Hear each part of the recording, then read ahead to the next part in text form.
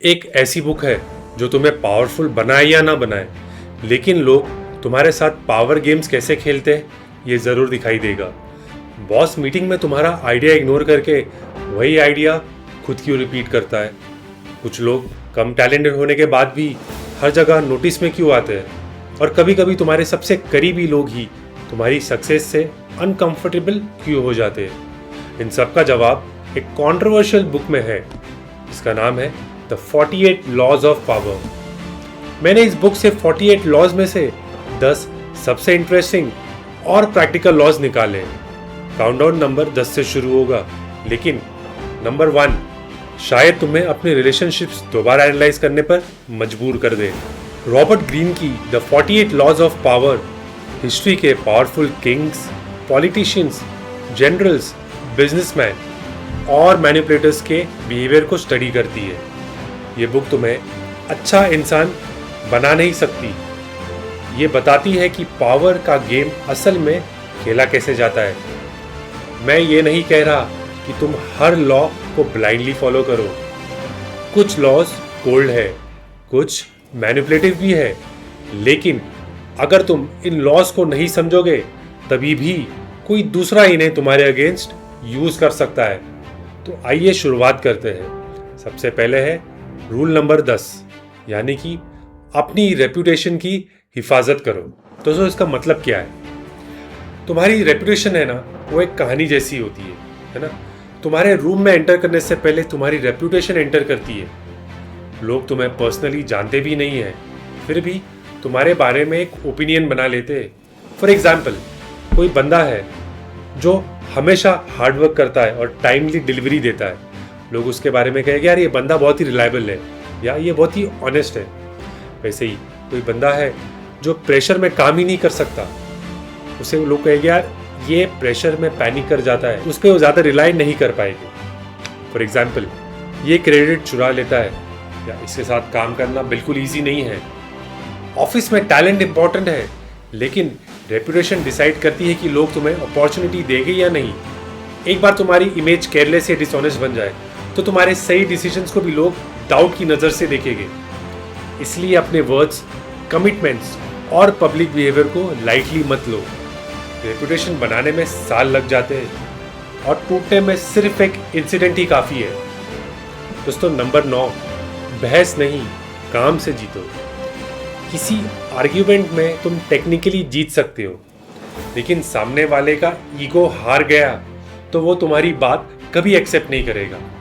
मान लो तुम ऑफिस में बार बार कह रहे हो कि मेरा आइडिया बेटर है और मेरा आइडिया इफेक्टिव है जो रिजल्ट भी देगा।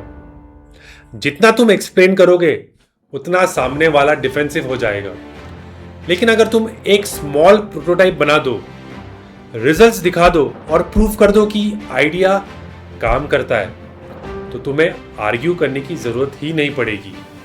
रिजल्ट्स को डिफेंड नहीं करना पड़ेगा, वो खुद बोलता है। इस लॉ का सिंपल लेसन है, जहां डेमोन्स्ट्रेशन पॉसिबल है वहां डिबेट मत करो।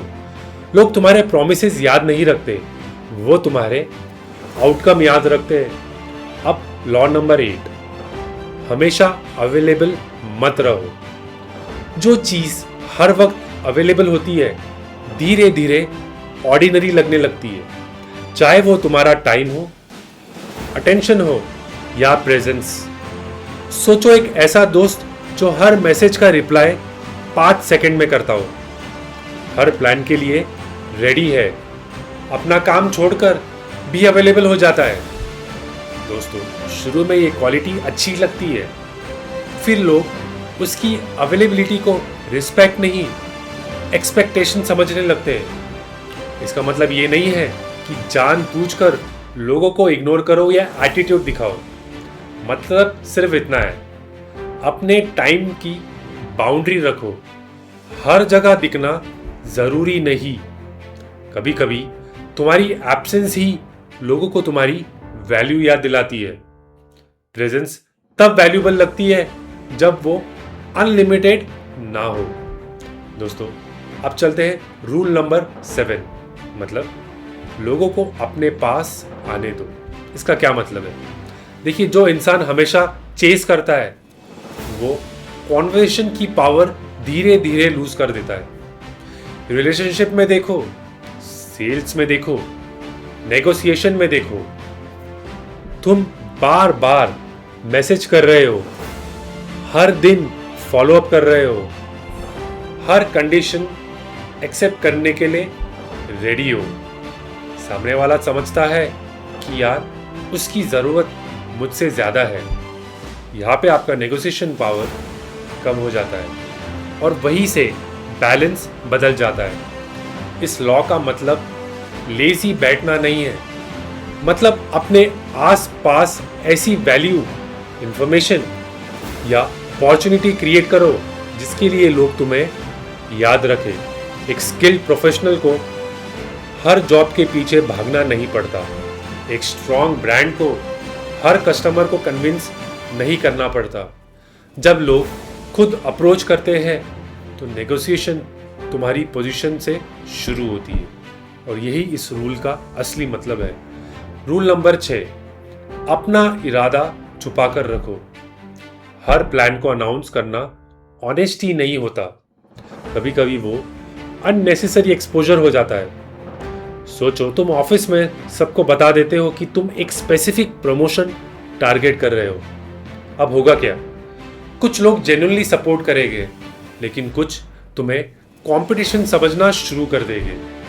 तुम्हारे मूव्स ऑब्जर्व होंगे, तुम्हारी मिस्टेक्स हाईलाइट होगी और तुम्हारी स्ट्रैटेजी के अगेंस्ट काउंटर स्ट्रैटेजी बन सकती है। चेस में कोई प्लेयर अपनी अगली चाल अनाउंस नहीं करता। लाइफ में भी हर इंटेंशन को पब्लिक करना जरूरी नहीं है। काम साइलेंटली करो, प्लान तब शेयर करो जब किसी को उस इंफॉर्मेशन की जेन्युइन ज़रूरत हो। हर सपने को ऑडियंस नहीं चाहिए, कुछ गोल्स को सिर्फ एग्जीक्यूशन चाहिए होता है दोस्तों। रूल नंबर 5, बहुत ज़्यादा परफेक्ट मत दिखो। सुनने में स्ट्रेंज लगता है, हमें तो बचपन से सिखाया गया है कि बेस्ट बनो, लेकिन प्रॉब्लम बेस्ट होने में नहीं है। प्रॉब्लम हर वक्त दूसरों को अपनी सुपियोरिटी फील कराने में है। अगर तुम हमेशा परफेक्ट रिजल्ट दिखाओगे, कभी वल्नरेबिलिटी नहीं दिखाओगे और हर कॉन्वर्सेशन में प्रूव करोगे कि तुम सबसे स्मार्ट हो, लोग इम्प्रेस्ड कम और थ्रेटेंड ज़्यादा फील कर सकते हैं। और थ्रेटेंड लोग कभी सपोर्ट नहीं करते, वो तुम्हारी मिस्टेक का वेट करते हैं। इस लॉ का मतलब फेक मिस्टेक करना नहीं है, मतलब अपने आप को ह्यूमन रहने दो। कभी बोलो, इस पार्ट में मुझे तुम्हारी हेल्प चाहिए। कभी किसी और को क्रेडिट दो। कभी एक्सेप्ट करो कि तुम सब कुछ नहीं जानते। कॉम्पिटेंस रिस्पेक्ट पैदा करती है, लेकिन रिलेटेबिलिटी ट्रस्ट पैदा करती है। रूल नंबर 4, अपने सीनियर्स को छोटा मत दिखाओ। ये लॉ थोड़ा अनकंफर्टेबल है, लेकिन कॉर्पोरेट लाइफ में बहुत कॉमन है। मान लो एक जूनियर मीटिंग में अपने बॉस की हर बात करेक्ट करता है, हर आंसर बॉस से पहले देता है और इनडायरेक्टली सबको दिखाता है कि रूम का स्मार्टेस्ट पर्सन वही है। टेक्निकली वो टैलेंटेड हो सकता है, लेकिन बॉस को क्या फील हो रहा है? इनसिक्योरिटी। पावरफुल पोजीशंस पर बैठे लोग हमेशा बेस्ट आइडिया से ऑपरेट नहीं करते। कभी कभी वो अपनी अथॉरिटी प्रोटेक्ट करने के लिए ऑपरेट करते हैं। इसलिए स्मार्ट होना इनफ नहीं है, स्मार्टनेस को प्रेजेंट करना भी आना चाहिए। अपना कंट्रीब्यूशन दो, लेकिन सामने वाले को पब्लिकली इररिलेवेंट मत बनाओ। उन्हें फील कराओ कि तुम उनकी पावर को स्ट्रेंथन कर रहे हो, चैलेंज नहीं। जब तक तुम्हारे पास अपनी इंडिपेंडेंट पोजीशन ना हो, अननेसेसरी ईगो बैटल शुरू मत करो। टैलेंट तुम्हें ऊपर ले जाएगा, लेकिन इमोशनल इंटेलिजेंस डिसाइड करेगा कि तुम उस पोजीशन पे कब तक टिके रहोगे। रूल नंबर 3, हर लड़ाई में मत कूदो। जब दो लोग कॉन्फ्लिक्ट में होते हैं, सबसे टेम्पटिंग चीज़ होती है तुरंत एक साइड चूज करना, लेकिन हर कॉन्फ्लिक्ट तुम्हारा कॉन्फ्लिक्ट नहीं होता। ऑफिस पॉलिटिक्स में दो सीनियर लीडर्स एक दूसरे के अगेंस्ट हैं। अगर तुम इमोशनल होकर किसी एक कैंप में चले गए तो तुम ऑटोमेटिकली दूसरे कैंप के एनिमी बन जाओगे। कल पावर बैलेंस बदला तो तुम्हारी पोजीशन भी बदल जाएगी। कभी कभी स्मार्टेस्ट मूव होता है न्यूट्रल रहना। ऑब्जर्व करो, फैक्ट्स को समझो और तब तक कमिटमेंट मत दो जब तक तुम्हारी इन्वॉल्वमेंट एक्चुअली नेसेसरी ना हो। इसका मतलब कावर्ड बनना नहीं है। अगर इनजस्टिस हो रहा है तो स्टैंड लेना चाहिए, लेकिन ईगो की लड़ाइयों में अपना करियर डाल देना ब्रेवरी नहीं होती। ये लॉ कहता है दूसरों की पर्सनल वॉर को अपनी आइडेंटिटी मत बनाओ। रूल नंबर 2, ध्यान अपनी तरफ खींचो। दुनिया में सिर्फ अच्छा काम करना इनफ नहीं है, लोगों को पता भी होना चाहिए कि तुम्हें अच्छा काम आता है। एक एम्प्लॉय क्वाइटली एक्सेलेंट वर्क करता है लेकिन मीटिंग में कुछ नहीं बोलता, अपने अचीवमेंट्स को डॉक्यूमेंट नहीं करता या लोगों के सामने नहीं लाता, प्रेजेंटेशन किसी और को करने देता है। दूसरा एम्प्लॉय एवरेज काम करता है लेकिन कॉन्फिडेंटली प्रेजेंट करता है। लीडरशिप को कौन याद रहेगा? अक्सर दूसरा एम्प्लॉय। ये अनफेयर लग सकता है, लेकिन विजिबिलिटी और एबिलिटी अलग अलग चीज़ें हैं और सक्सेस के लिए दोनों ज़रूरी होती है। अटेंशन लेने का मतलब चीप ड्रामा या फेक कंट्रोवर्सी क्रिएट करना नहीं है। मतलब अपने आइडियाज़ को कम्युनिकेट क्लियरली करना होता है। अपने काम की ओनरशिप लो, राइट मोमेंट पर बोलो और अपने कंट्रीब्यूशन को इनविजिबल मत होने दो। अगर तुम खुद अपनी वैल्यू कम्युनिकेट नहीं करोगे, दुनिया ऑटोमेटिकली उसे डिस्कवर नहीं कर सकती। रूल नंबर 1, दोस्तों पर अंधा भरोसा मत करो। यह इस लिस्ट का सबसे कंट्रोवर्शियल लॉ है। रॉबर्ट ग्रीन कहते हैं, दोस्तों पर ज़रूरत से ज़्यादा डिपेंड मत करो और पुराने राइवल्स की वैल्यू को अंडर एस्टिमेट मत करो। लेकिन ऐसा क्यों? क्योंकि फ्रेंडशिप्स के अंदर इमोशंस होते हैं, कंपैरिजन होता है, पुरानी एक्सपेक्टेशंस होती है। कभी कभी एक फ्रेंड तुम्हारी सक्सेस से इसलिए अनकंफर्टेबल हो सकता है क्योंकि उसने तुम्हें अपने इक्वल माना था।